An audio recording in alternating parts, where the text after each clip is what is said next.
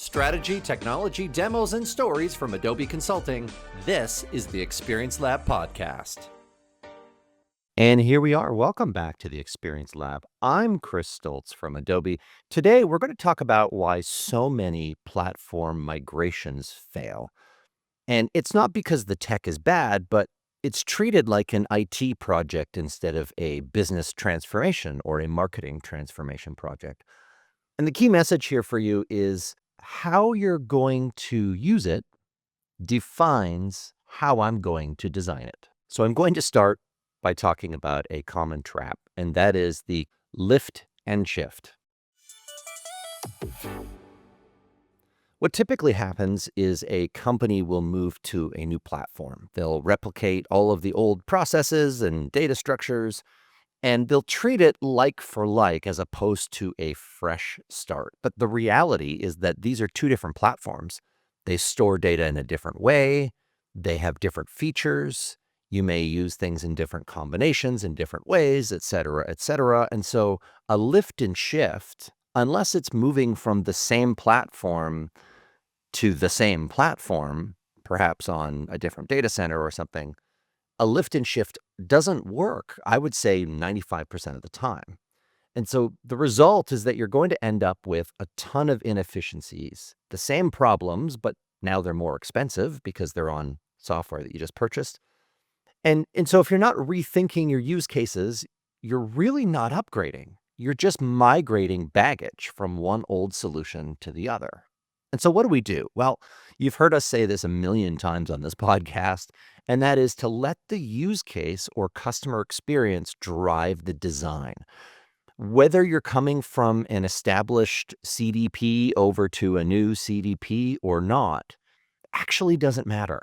You should take this as an opportunity to think back to the beginning and really understand what you wish your use cases could be. What are the business problems that we're trying to solve? What customer experience are we trying to improve that ultimately drives some big major KPI? What insights am I going to need to power that? What data do I need to personalize along the way? And so core principle here is that you should never design a data model or a journey structure until you know what it's for. And I would argue that having a general idea is not good enough. Have those use cases. Now, what I recommend is having what I call use case patterns. And so you don't just have to design your entire implementation for abandoned cart.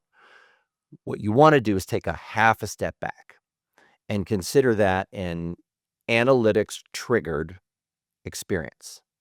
Based on doing something on the website, I want to do something in return. And those things could include an email, a push, an SMS. With that, now I can design a good general implementation that allows me to take any of my analytics behavior and turn them into action. And that's what we're aiming for. So let me give you a couple quick examples of how to frame this. Number one, we need to know when a customer is disengaged. And so the first question to ask is, what data supports that? Second example is we want to target high-value customers for loyalty. And the question that you want to ask there is, well, how do we define value in the first place?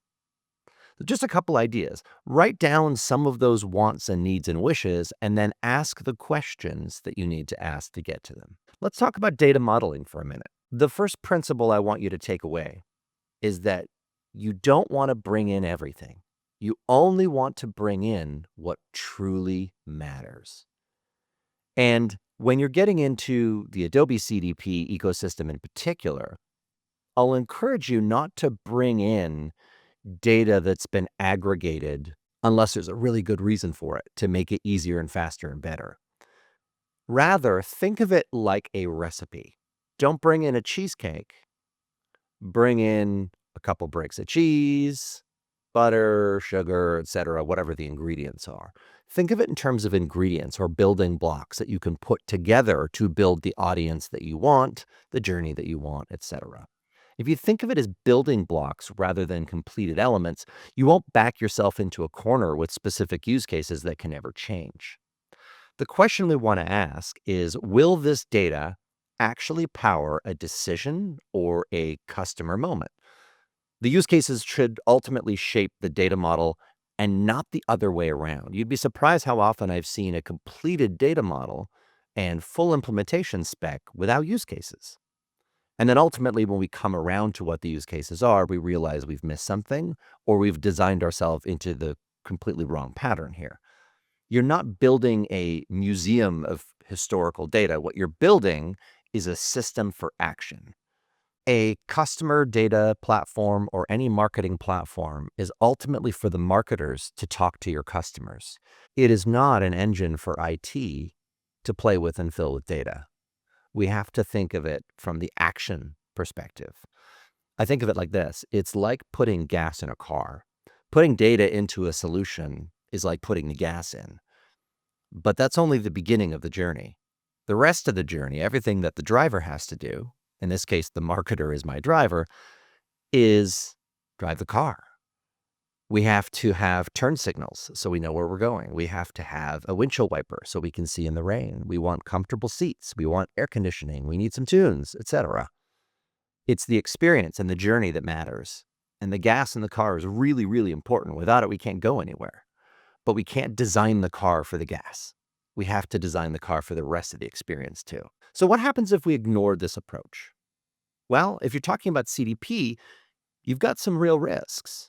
You could risk collapsing profiles. Data that doesn't chain together ends up in identity graphs that are a mess. Or too many identities without a real purpose lands us in a place where we've got a whole ton of issues of things that can overlap and come together when we don't want them to. We have UI confusion. It becomes an unusable platform. It's cluttered. There are way too many data points. I'm trying to build a segment and there's 1,500 fields. Which ones do I use? The search bar can only get me so far sometimes. We have ongoing overhead, right? We have complexities that get introduced really early and end up snowballing into ongoing maintenance. We have reporting gaps. There are cost implications. There can be a performance impact. If we put a ton of stuff in there we're never going to use, we're making a system work much harder than it needs to. And finally, and this is really important, adoption risk. Teams will not use what they don't trust and understand. When platforms are designed without user input, teams struggle to get engaged. You're going to lose credibility. This just becomes another tool that nobody wants to use. And when it's designed around real use cases, you get that opportunity to build trust and buy-in and adoption along the way. And the marketer knows that what you're building is going to serve them, so ultimately they can serve their customer. So what is the right order of operations here? Well, I'll give you some steps. I made some notes here. So I'll give you 7 steps. Now, these aren't perfect and they're not necessarily right for everyone, nor are they complete, but it'll give you an idea. First and foremost is to just take an inventory of what your current state is. What do you actually have today, and what are you actually using? Number 2, understand the capabilities of your new system. What's possible now? This is really important. You're moving to something that can do new things. And so the way you designed it in the old solution to try to accomplish those may not be relevant anymore. Sometimes we bring over data that's structured in such a way that allows us to pull something off, whereas the new solution just has a checkbox for that. And so we can bring in simpler or less or more refined data to accomplish the same goal in a much more elegant way. Number 3, let's gather those business goals. What outcomes are we going after here? Is it revenue? Is it churn? Is it loyalty, etc.? Then we'll define our use cases and we'll translate those goals into customer or operational moments. Those use cases need to ladder up to those business goals. If we're not confident that a use case or use case pattern is going to actually move the needle on a core KPI, maybe it's not the right thing to start with. Number 5, map those use cases to the capabilities or features of your technology. This way, we take a moment to step back and make sure we're architecting this in a way that the new solution is designed for. Too often, we, as I mentioned before, bring in data that we've formatted for the old way.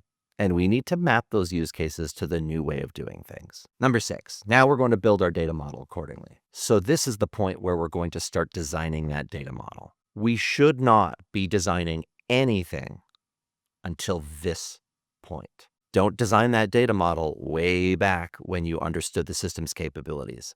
Do it now that you fully understand the business and the needs of your marketer and your customer. And then finally, number 7, we will review and we'll refine. Keep validating that it still serves the business goal. So thank you for listening to this today. If there's one thing that I want you to take away, it's that technology doesn't drive transformation. Alignment over the customer experience does. So when you design your systems around how people will actually use them and use them for activation, not just around the way your old systems did or the way your data is structured on your side, then you can unlock some real business value. So before your next migration, just take a minute to stop and ask, what we're really trying to achieve and how will this platform help me get there? Because if you design with purpose, you build with power. I'm Chris from Adobe. Subscribe, share, do all the things, and I'll see you next time on the Experience Lab podcast. Strategy, technology, demos, and stories from Adobe Consulting. This is the Experience Lab podcast.